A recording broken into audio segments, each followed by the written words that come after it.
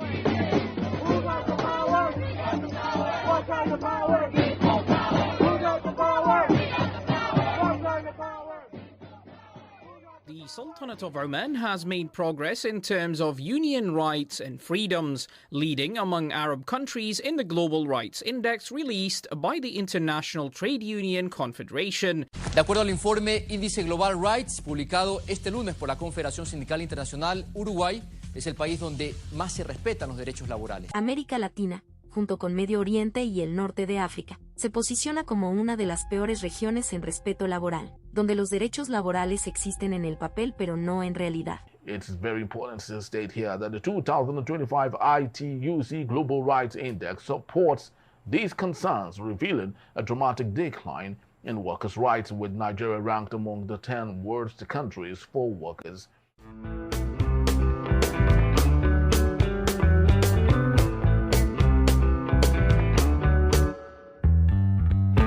Hello and welcome to Collective Voices, a podcast from the International Trade Union Confederation.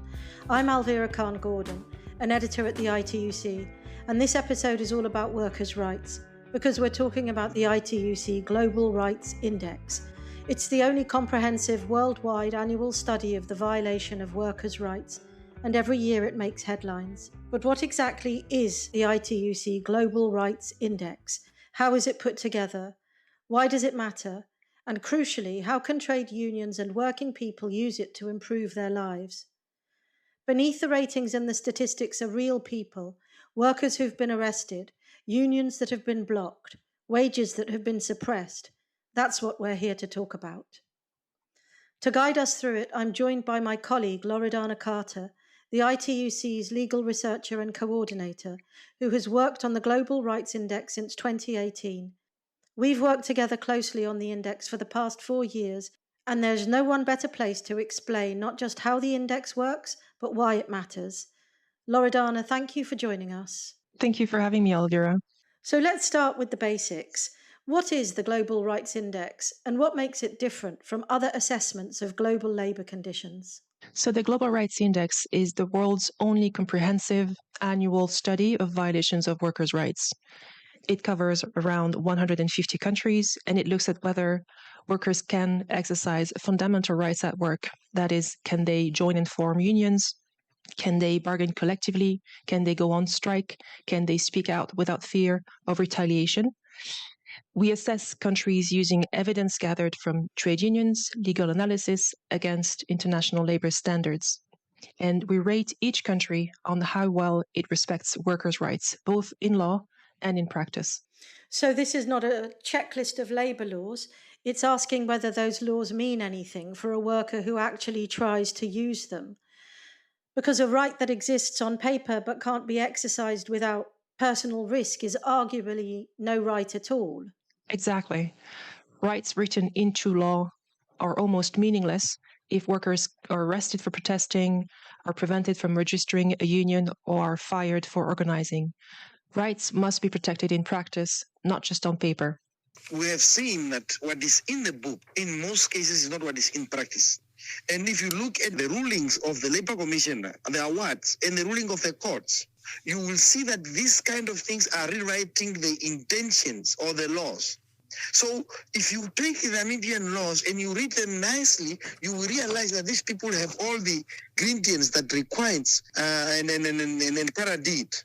But when you go to practice, the restrictions and the processes that you have been subjected to in order to exercise those rights that was given, it becomes problematic. That's why there is a discontent between what is in the book and what is being practiced. And that is a concern. And the ratings go from 1 to 5 plus. Is that right? Can you walk us through what that scale actually means in practice? Yeah. So a rating 1 corresponds to sporadic violations of rights in the country. So that's the best a country can score in our index. A 5, on the other hand, means that there is no guarantee of rights for workers. A 5 plus is for countries where there's a complete breakdown of the rule of law, which also means no guarantee of rights for workers at the end of the day. So what we've seen over the years is that sadly fewer countries are rated 1 each year. Just 8 in 2026, down from 18 a decade ago.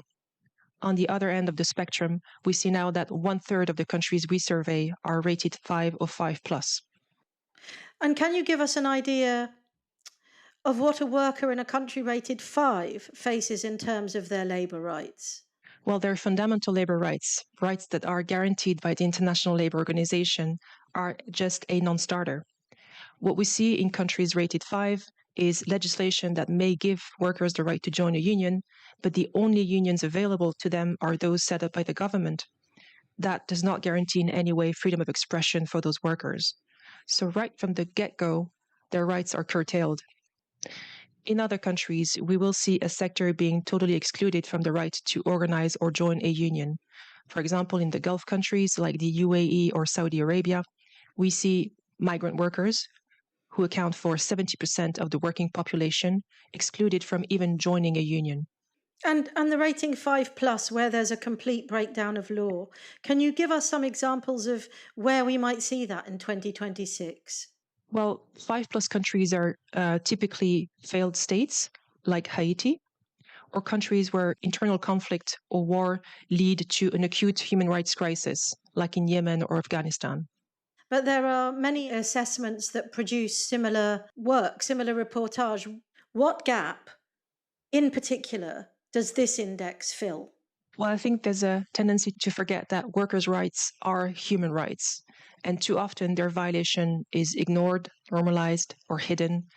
And so the right to organize, to collectively bargain, to strike are not minor technical issues. They are fundamental democratic freedoms. In the legal world, we call them enabling rights, which is to say that without them, working people are left unable to demand safety equipment or reasonable working hours. They're unable to defend their right to a decent wage. So essentially, it's about the dignity of livelihood and the security of their future. And it is important that we remember that in many countries, trade unions are among the last independent democratic voices remaining. So when governments attack unions, when they suppress strikes, or when they criminalize protests, they're not just attacking a group of workers, they are weakening democracy itself. So what the index does is that it documents what is happening in order to make violations visible, to hold governments and employers accountable. And I guess what makes the index distinctive is that it tracks those changes over time. So you're not just capturing a snapshot, you're revealing a direction of travel. Yes, the index helps us see the bigger picture. For example, last year, the Americas and Europe recorded their worst scores since the index began. And 87% of countries now violate the right to strike, compared with 63% when we started the index in 2014. Without years of comparable data, we simply would not see that. But the index also helps connect individual incidents to wider systemic trends that might be happening across the globe. For example, this year, we highlight that with the expansion of AI, surveillance is becoming a common tool used by governments and companies alike to monitor union activities, disrupt organizing efforts and strikes, and to silence workers' voices. So with an index covering 150 countries, we can clearly see this phenomenon spreading around the world. And that point about surveillance is striking. AI giving both governments and corporations a powerful new instrument to get ahead of organised labour before it can even mobilise. What else does the 2026 index show, Loredana? Well, quite a lot. Workers were arrested or imprisoned in nearly half of all countries. 4 out of 5 countries restricted collective bargaining. It is important to remember that behind every statistic is a person with a family that depends on them. Workers are killed for defending their labor rights. Unions are blocked from even forming. Employers repeatedly refuse to negotiate. And we see more and more governments using the law as a weapon against working people.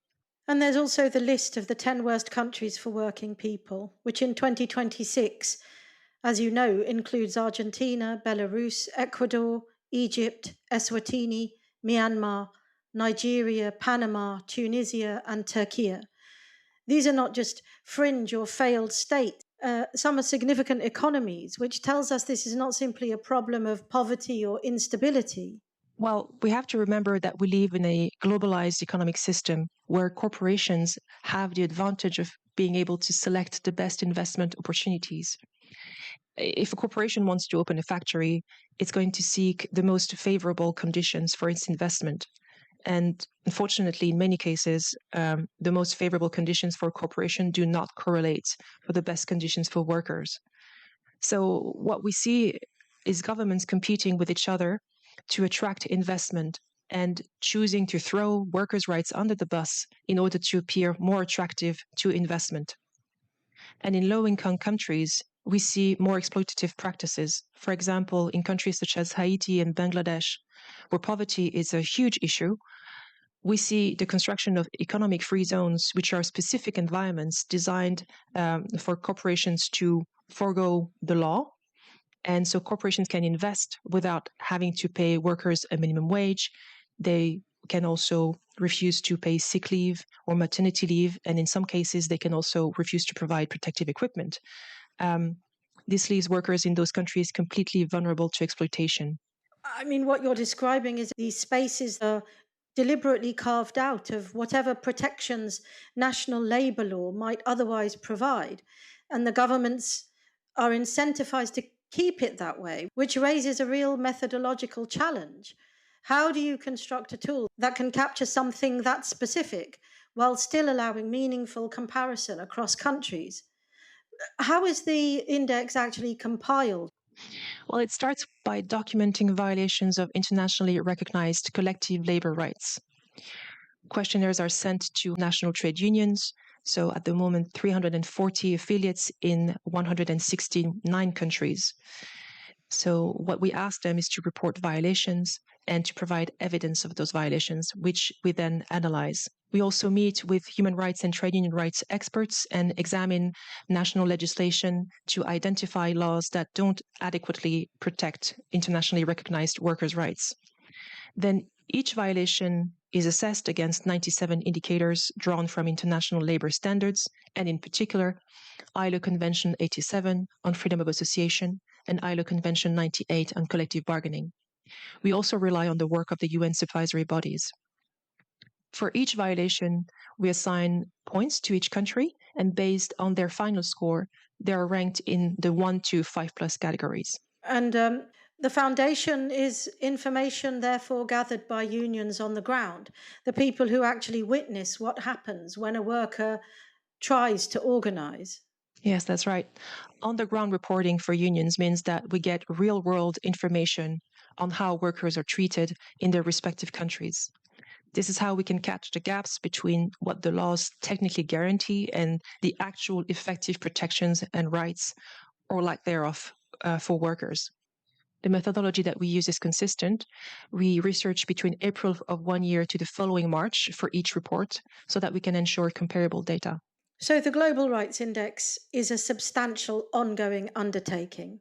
But I want to push on the question of real-world impact, because there are lots of reports in the world that get published and then sit on shelves. What evidence have you seen that this one actually changes things? So the index does have concrete impacts for workers and their representatives. We see it in 3 ways. The first is simple, but it's powerful. It's media attention. When a country's rating worsens or when it appears on the 10 worst list, it becomes international news.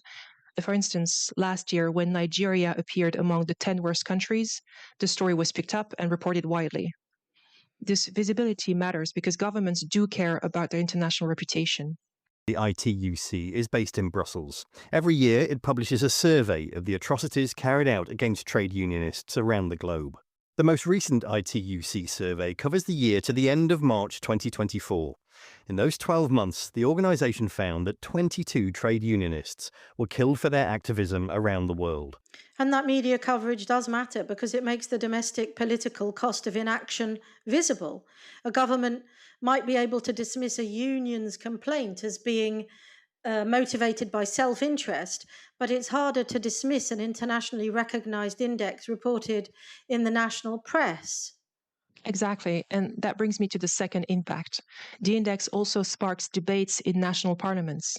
That was the case a few years back in the UK, where the index was cited in a motion in the House of Commons. Similarly, in Brazil, when the country was included in the list of the 10 worst countries for the first time in its history, the Senate's Human Rights Committee held a public hearing to discuss this inclusion. That is the index being used exactly as it is intended, as evidence to put in front of decision makers who have the power to change things.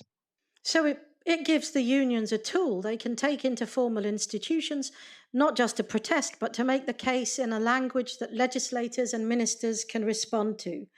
Documented evidence, effectively. And this has been seen in the Philippines, I believe. Can you tell us a little bit about that case? Yes. In 2025, in the Philippines, the index was cited by senators demanding accountability from the Department of Labor and Employment after the country was included in the 10 worst list for the 9th consecutive year. That's a government ministry being asked to answer for what an independent international index has documented. These are not just symbolic moments. They put violations on the record in the places where laws are made. A direct line from a worker's experience to the parliamentary record. That's exactly how accountability is supposed to work. You mentioned a third type of impact, Loredana. Can you tell us what it is? Well, this last one may surprise people. The index has served as a precondition for loans and investment. The example that comes to mind is Mexico, a few years back, when the Inter-American Development Bank, the IDB, included the Global Rights Index in its framework for a labor reform loan. So in other words, a country's record on workers' rights, as measured by the index, became something international financial institutions took seriously when making investment decisions. That tells us something important. The protection of workers' rights is not just a moral question. It's an economic and governance question that creditors and investors are increasingly factoring in. And that marks a significant shift. It means the index is operating not just as a mechanism for transparency, but as a lever, something that can change the actual incentive structure for governments. Workers' rights becoming a matter of economic policy, not just labor policy. Yeah, that's right. And it matters because it shifts the conversation. Governments can't just say workers' rights are domestic labor issues that outsiders shouldn't comment on. The index makes that argument much harder to sustain. Let's talk about what happens at the union level, because our listeners are often trade unionists, organisers, and workers' representatives. Can you tell us how they use the index day to day as a tool to help their members? Well, they use it in national advocacy when meeting governments, members of parliament, employers, or politicians. They also use it in media work to give national stories a global context. They also use it in organizing to explain to workers why union rights matter, and as educational tools to link workplace struggles to human rights and democracy. And we, at the international level, use it to build solidarity, to strengthen global union networks, and to make the case in international institutions. And that is what makes the index so important. It connects the very local, say a worker in a factory trying to form a union, to the very global, that is as a lever in trade and investment. The index works at every level of that chain, and it helps make an argument that trade unions have always believed but sometimes struggled to articulate, that defending labor rights is not a sectional interest. It is, at its core, a defense of democracy. Loredana Carter, thank you very much for joining us. Well, thank you very much for having me. And that, for me, is what makes the Global Rights Index genuinely important, not just as a ranking exercise, but as a living record of what working people are facing and fighting for. This episode has been an introduction. In the next few, we'll hear from trade unions in some of the countries featured in this year's index. They'll be talking about what the index means to them, how they use it, and what workers they represent are facing on the ground. In the episode description, you'll find links to more information, including the full ITUC Global Rights Index. Please like, subscribe, and share this episode. And stay with us for the next podcasts in this series, when we'll be speaking to trade unions around the world about their work on the ground. Thank you for listening to Collective Voices.